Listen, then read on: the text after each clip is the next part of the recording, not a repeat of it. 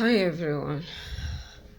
It's been a while since I last uploaded another video, and here I'm prompted to do another one right now. It's there's a masculine and there's a feminine, and it's the tension between them is just like the tension between Palestine and Israel.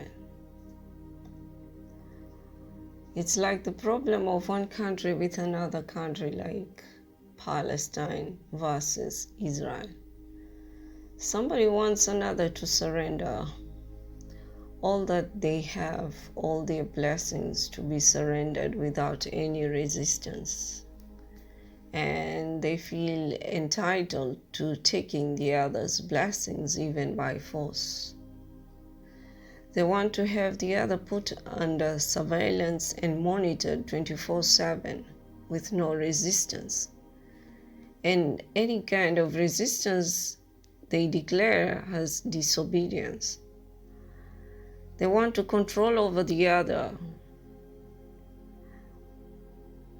One knows that they cannot resist the other one because they're really attracted to the other one because of the other's blessing, the feminine's blessing. The masculine is attracted to the feminine's blessings, and they feel they are entitled to her blessings, to share her blessings, even without her consent. And they want to take her blessings by force, just like how Israel is with Palestine.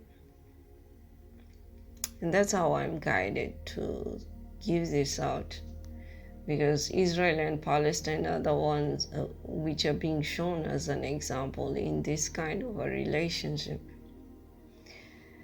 The masculine wants the feminine to willingly collaborate with them without refuting anything that they say or do. And it's like the Israelites building steel buildings without foundations, because those foundations belong to the Palestinians. But they consider that the foundations, the blessings of Palestinians to be, they consider it to, they think they are entitled to those blessings. And yet God is the one who ordained those blessings to the Palestinians, just like the feminine's blessings had been ordained to her by God. But the masculine is feeling like they are entitled to her blessings. Here the masculine is like the Israel and the feminine is like the Palestine. The Palestine who is blessed, the feminine is blessed, and the masculine is Israel, who doesn't have those blessings and wants to take the blessings from Palestine, the feminine. And the blessings, because it's from the feminine, it keeps getting more and more. And Israel is getting, the masculine, is getting even more greedy and greedy, wanting to take it without having to work for anything. They're building steel buildings without foundations, and if in any way the building was to be touched, it would just fall because it has no foundation. And they think the only foundation they can have is coming from Palestine by taking their blessings by force. On the surface, the buildings that they build look like they are strong, but beneath the surface they are not. And it's just a temporary kind of a victory and celebration that is meant to just end one way or the other. There's a lot of tension between the two just because one wants to have control over the other, and monitor their movement so that the other one is not able to move forward. They want the other party to remain stagnant and only remain where they are so that they are the ones to be seen to be developing and seeming to be the provider, using the other's blessing and later point out and say, see, they can't take care of themselves. They need us to take care of them even with their own resources. But just like Palestine, there is resistance because the feminine does not want to be monitored, especially with having her own blessings and her own resources. The feminine wants to live freely and independently without having their rights violated, and they want to have a right to have a word over their own resources. And they do not trust the other party, although they seem also to be attracted by their presence. Palestine does not want to be confined to just a small portion of their own land, especially when they are the hosts who accepted to host Israel. Israel is the visitor to Palestine's house, but decides to attack and take over what belongs to Palestine. And Palestine is resisting. Palestine is very attractive and has a lot of blessings, but Israel is jealous that they do not have those blessings, so they try to gain them by force. What God has ordained to someone else can never be used. Israel has always broken rules, although they were favored once upon a time and fell from favor because of their malicious intentions. Now, this is my opinion. According to the favor that they fell from,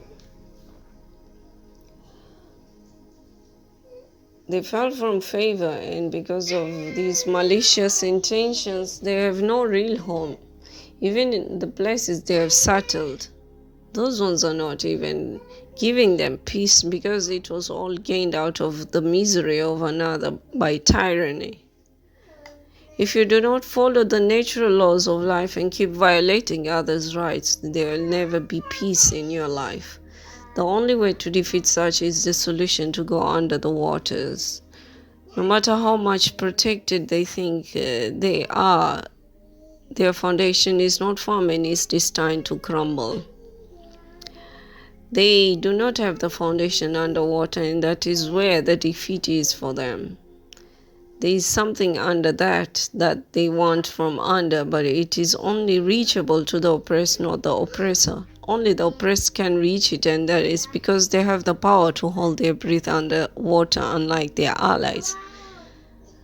That is the strong weapon for the Palestinians, the oppressed ones can use, which they can use against those who attack them for no reason other than selfish beliefs. They want the ability to be able to hold breath underwater.